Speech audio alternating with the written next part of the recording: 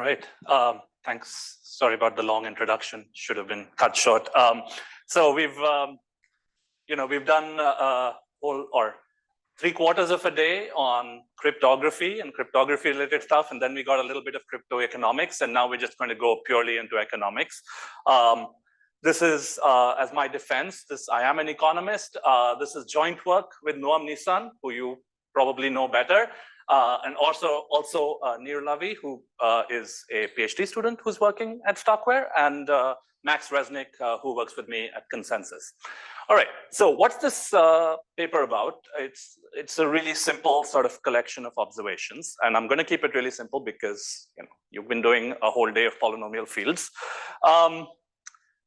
Blockchains, at least as we know them currently, are extremely resource-constrained environments, right? You can't do you can do more on L2s than you can do on L1s, but in principle, they're not comparable to like just modern, PCs almost. Often, for example, last night, the demand for block space can greatly exceed supply. The main purpose of a transaction fee is that in a permissionless environment, we need some way to allocate this finite supply with demand that can be highly bursty, highly stochastic, and transaction fee mechanisms attempt to balance that demand and supply. Now, there's this problem then of how do I measure how much is a transaction using? The sort of formal theory of mechanism design tells us that if you want to correctly price a transaction, you want to measure, they didn't have transactions. If you correctly want to measure if you want to correctly charge somebody for what they're using, you need to find out what they're using, and in particular, using that, find out the value of what they have displaced. To figure out the value of what they have displaced, you need to figure out what they're using. So there's this question there of just what resources is a given transaction using. If you're undercounting this resource, if you're undercounting how much a transaction is using, and that is a problem that some blockchains are facing, for example, Solana, that means that the transactions are paying too little relative to their load on the network, and you're going to incentivize things like spam. The flip side, if you get conservative, if you overcount how much resources they're using, you'll be underutilizing the available resources. So you'll be actually pushing through less throughput than what your blockchain is sort of mechanically capable of. So an example of what's done is Ethereum. So Ethereum measures transaction sizes in something it calls gas, as many of you probably know, but we have some pure academics in the audience. Every opcode has a given fixed gas cost. It keeps track of a base fee per gas. So the Ethereum part of Consensys is what is the current price of gas? And any given transaction, they just meter how much gas did you use, multiply it by the base fee per gas, and that's the price you have to pay. Give or take to a first approximation, that's what's going on, okay? Now, the problem with this is it's sort of compressing everything down that a transaction is using into a single dimensional measure of the size. But blockchains are really an amalgam of multiple resources. So there's compute, there's storage, there's networking, and transactions vary a lot in how much they use different resources. So for example, in the context of L2s, you have, because of L2s, Ethereum has introduced these things called blobs. Blobs are just sort of data stores or little chunks of data that come along with the block on Ethereum. Blobs use a lot of storage and networking, but they don't use compute. Now, if you're going to meter these things in the same way, the problem is you won't know which of your constraints is binding. Are you hitting the block's networking constraint? Are you hitting the block's computation constraint? Are you hitting the block's storage constraint? And in the context of L2s, there's even more resources. So for example, oops, typo already, there might be different transactions might correspond to different costs in terms of computation versus proving. There might be opcodes that are really easy to compute, but really hard to prove. And conversely, stuff that's really easy to prove, but hard to compute.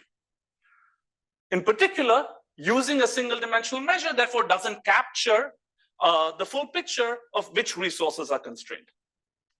And by the way, I'm an economist, so I'm not used to talking uninterrupted. If anyone has questions, please stop me. All right, so let's have a picture, and these are going to be much simpler pictures. So here's two transactions, okay? And there are two resources. We'll call them compute and storage. Transaction 1 wants to use 75 of compute and 20 of storage. Transaction 2 wants to use 10 of compute and 85 of storage, okay? These are two particular transactions. Now, note that these two transactions are intensively using different resources. Because they're using different resources, in principle, we could squeeze both of these transactions into the same block. So if you think the total amount of both compute and storage available in a block is 100, you could in principle have a transaction that can, a block that contains both transaction 1 and transaction 2. The trouble, of course, with this is that if you're going to keep track of multiple dimensions of what a transaction is using, so you're going to keep track for each, instead of having just a single gas measure associated with each opcode, you have a compute measure, a storage measure, a networking measure, and constraints relative to that, then your block packing algorithm is actually much more complicated. You're doing a multi-dimensional knapsack. Single dimensional knapsacks are at least approximate, well, sort of, if it's a continuous knapsack, which it's close enough to in a given block, then it's easy enough. Multi-dimensional, not so easy. What's an easy simplification you could do? For each transaction, you could just keep track of the max resource usage of that transaction. And you keep that as a proxy for the size of the transaction. This is clearly easier because it produces feasible blocks. And the first question we want to ask and answer is, given a collection of transactions with different resource usage profiles, what is the loss in throughput if we use the max resource usage as a proxy for the size of a transaction? Okay, this is a really simple question to state. You can state it in the context of this example for this example, for example. So here were my two things. I come up with my measure. My measure is, sorry, mucked it up already. The blues should be, this blue should be at 75. This blue should be equal to the green at 95, at 85. So now what's the problem with this cumulative measure? This, sorry, not this cumulative measure, this max measure, which is capturing the most used resource of each transaction. If you were to just try and pack the blocks using this max measure, you'd say, well, I can't fit both of these transactions into the same block, right? This one is using 75 according to the measure. This one is using 85 according to the measure. You only have 100, so you'd say, no, you can fit in only one. But I already showed you that with multidimensional, if you were to do multidimensional bin packing, you could fit in both. So that's an example of what you lose. The question is, you're losing, the question is how bad is it in general? So to answer that, we need a model, and we write down a really simple model, which is, we're going to say there are n types of transactions, each with a unique resource usage profile. So I'll let T1 through Tn be a set of transaction types. There are m resources. So I'm modeling the blockchain as having m resources, and I'm going to normalize the amount of resource available in a block by 1. So each resource has an amount of resource availability normalized to 1. And I'm going to have an n times n matrix where uij is the amount of resource j that is used by transaction type I. Okay. The simplified gas measure is going to be denoted u bar I. So u bar I is, for any given transaction I, it's the amount of the maximum resource it uses. Ellie. Practically speaking, isn't n like very large or infinity? Because like there could be so many different. Think of them as just the set. So yes, n could be very large. Think of them as just this, but you could think of them as just a set of opcodes that you have available. That's like we have a price list on Ethereum, right? Of these are transactions.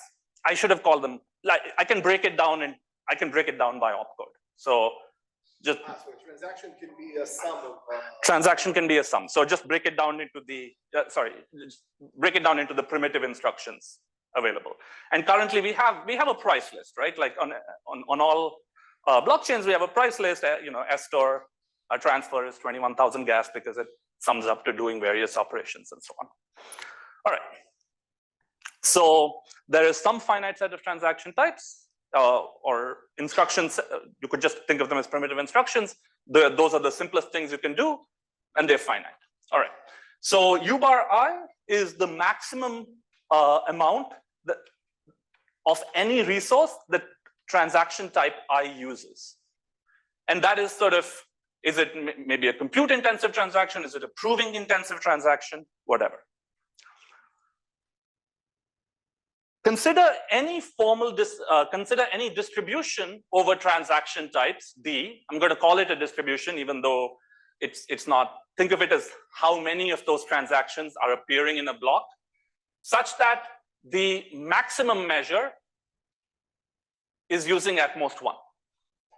This is any sort of, so what is D in this case? It is any vector of the amount of each transaction that is appearing, such that the block as a whole would be feasible if it used the maximum measure. So I see this sort of collection of transactions that I denote by D. I look at each transaction's max. I sum up how much am I using. If that sums to less than one, because it's the max, every resource is being used at most one, and therefore it is a feasible block. It's using at most one of any resource. The trouble is, of course, The trouble is, of course, if I am using the maximum measure, and I'm packing a block with if I'm using the maximum measure and packing it so that it's less than one, I've produced a feasible block, but the actual usage of resources is this vector that is just D or D transpose, whatever you want, times the matrix U. That's the vector of resources that I'm actually using. And the most used resource is just the maximum component of that vector. In other words, even if the max measure is full, so I've packed the block fully, I might not have packed any given resource because I've done this coarsening by using the max measure. So our first question is, what is the worst case loss in throughput if you use the max measure as a proxy for the size of the transaction? And we have a simple answer, which is you can reduce this to a zero-sum game. In particular, consider U, the set of resource usage profiles of these transactions, to be a zero-sum game to be the matrix of a zero-sum game between what I'll call the blockchain and an adversary. The adversary, who is the minimizer, is the role player and has a set of strategies. What is the set of strategies? It's any D that's feasible according to the max measure. The blockchain, the maximizer, chooses any weight vector W over the set of transactions, over the set of resources that sum to one. The worst case loss in throughput is the value of the zero-sum game. So if you tell me what are your various opcodes and what are their usage profiles, I actually have now a simple linear program that tells you how much are you losing if instead of packing according to the true usage profiles by resources, you pack according to the max. That's part one. This answers the question for the worst case distribution over a single block. So the worst thing you can see in a single block is this distribution.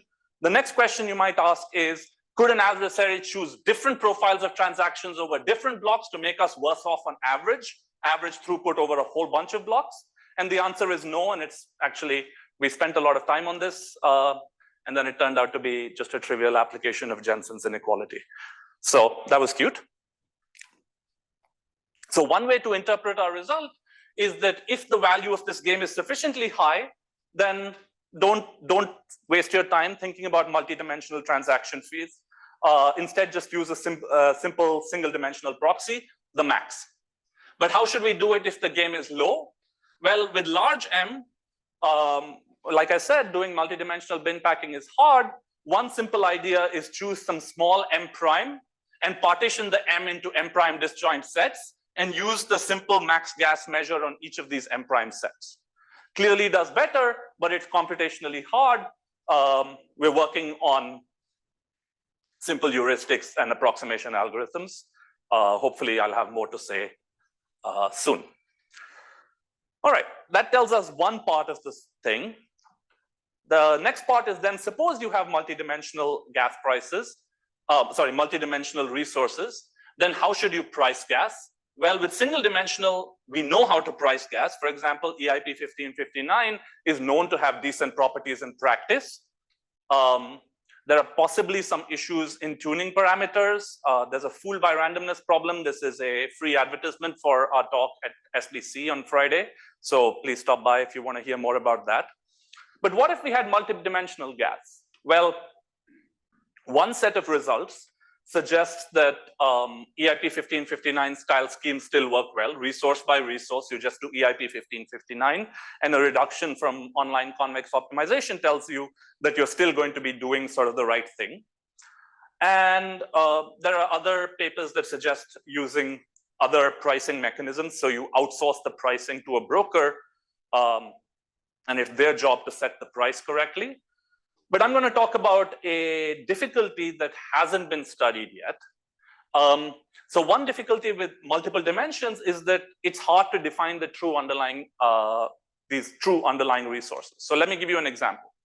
Ethereum now has two resources effectively. It has regular gas or regular transactions, and it has blob transactions. And currently these two are priced separately. So it's doing independent pricing on these two resources.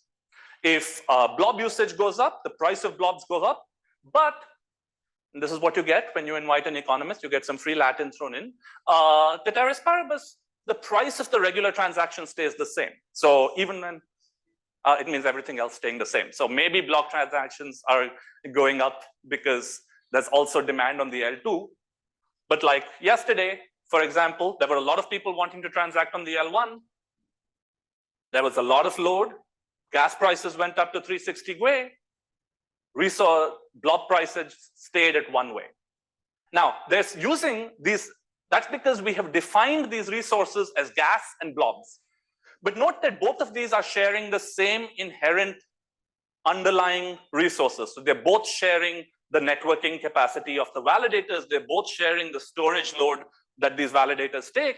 So if we define these resources incorrectly, some resources may be underpriced. So blob gas being 1 Gwei when the network is clearly struggling to handle all transactions last night at 360 Gwei, or conversely, 2 months ago when the price of blobs went up to 7,000 Gwei and the price of regular gas stayed at 15 Gwei. These are examples of you're clearly not correctly allocating the whatever throughput resource, whatever throughput your validators can push, you're not correctly allocating it to the two underlying sort of sources of transactions. So I just wanted to point out that this problem has been observed before. And in economics, we call this problem one of thin markets. So when we slice a large market into underlying thin markets, you potentially achieve efficiency because each source of demand can correctly define itself into the market that it wants to address, but each individual market may be, I wrote underpriced, but I mean mispriced. So here's an example that happened. So as most of you know of or are on Facebook, and Facebook originally was about just universities. So it was just university students. And when they first launched ads, they just had a bunch of universities. You had to sign up with a .edu address. And they started allowing targeting. So maybe somebody wants to advertise a party. You're throwing a party at Harvard. You don't want to spend your money advertising to students at Northwestern, right? So you say, okay, you can target Harvard undergraduates. And let's say the market equilibrium price of targeting Harvard undergraduates was 50 CPM cost per 1,000. So every 1,000 impressions, you'd pay 50 cents, okay? Next, what happened was Facebook started collecting more data, so it had more insight into what demographics you fit into. So it could say, it allowed you, for example, to target by undergraduate majors. So you could say, okay, I want to target not just Harvard undergraduates, I want to target Harvard econ majors. Or you could target Harvard computer science majors. Or you could target Harvard English majors. But the costs of each of these underlying sort of sub-targetings was small. They found it was incredibly low. So people could target in equilibrium, people were targeting Harvard econ majors for maybe 5 cents per 1,000 views. Now, if you think about it, the union of all Harvard English majors and math majors and econ majors is just the set of Harvard undergraduates. So you could target all Harvard undergraduate students by running ads targeting each major for 1/10 of the price. And the story is basically you're splitting the demand up across into these subcategories. But when that happens, you don't apply sufficient pricing pressure to realize that there are also demand that wants the union, not just. So the pricing algorithm didn't account for this. Simple pricing algorithms in general cannot account for these cross-market pressures. So unless you define the resources incredibly correctly and incredibly narrowly, in terms of like maybe incredibly primitive things like networking versus compute versus storage, you're not going to get, something like an EIP 1559 multiplier is not going to price correctly, and that's what we're observing on L1 yesterday. So a version of this is what we saw happening on Ethereum's gas. Ethereum saw spike in gas to 360 Gwei, but blob gas stayed constant. Conversely, in April, blob gas spiked and transaction gas stayed the same. Both use the same underlying resource. So in principle, appropriate market pricing should sort of take that into account. So maybe you can push through more transactions and fewer blobs when people really want to transact on mainnet. And conversely, you can push through more blobs and fewer transactions when people really want to just post L2 data. So defining and metering this using these methods should be worthwhile. I'll stop here and take questions.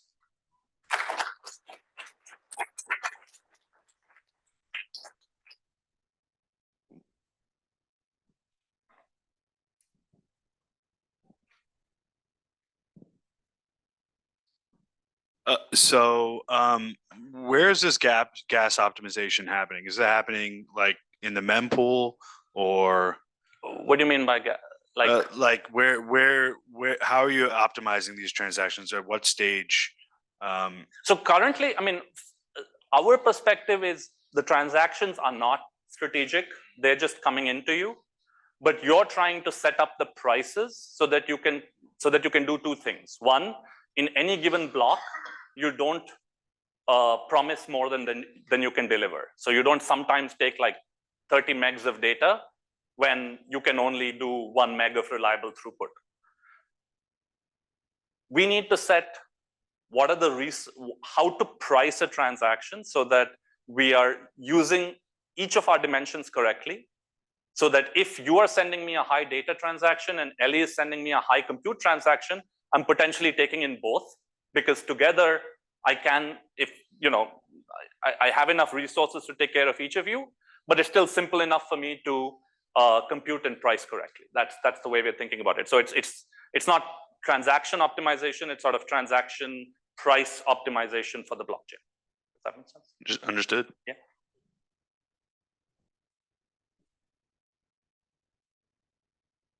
All right, maybe one comment and one question. First comment is, if you want to throw a party at Harvard, invite the business majors. Probably not the econ majors. Fair story. Yeah, my question about this too is, it sounds almost like you're suggesting changing pricing proactively or actively, as opposed to having some kind of derivatives market on this. Now, would a separate market for gas, et cetera, options, predictions, solve some of these problems, because smarter people who knew more econ would actually predict this stuff, and it would all pan out in the end?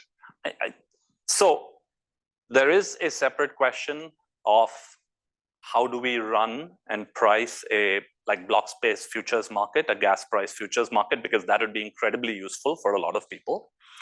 I think there is this fundamental question before that, which is think about the following, which is what Ethereum says is its validity condition is any block has to contain less than 30 million gas.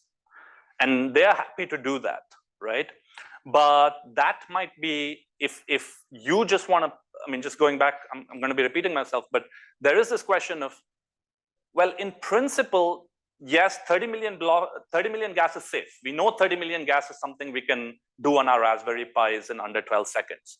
But in practice, maybe given the distribution of transactions that we're seeing, we can do more than 30 million gas, because we know that some transactions are only going to constrain us on some resources, like they're data heavy. Some transactions are going to constrain us on proving. Some transactions are going to constrain us on compute. So can we come up with better, like, when is it that it's worthwhile to set up a multi-dimensional pricing scheme instead of having one measure gas and say anything is valid as long as the total block is less than 30 million gas? Can I create gas 1, gas 2, gas 3? Any transaction is valid, any block is valid as long as it uses less than 30 million gas 1, 10 million gas through, and 20 million gas 3. And how much, given the set of opcodes that I have, how much can I potentially gain from that in the worst case? That's sort of the enterprise of the paper.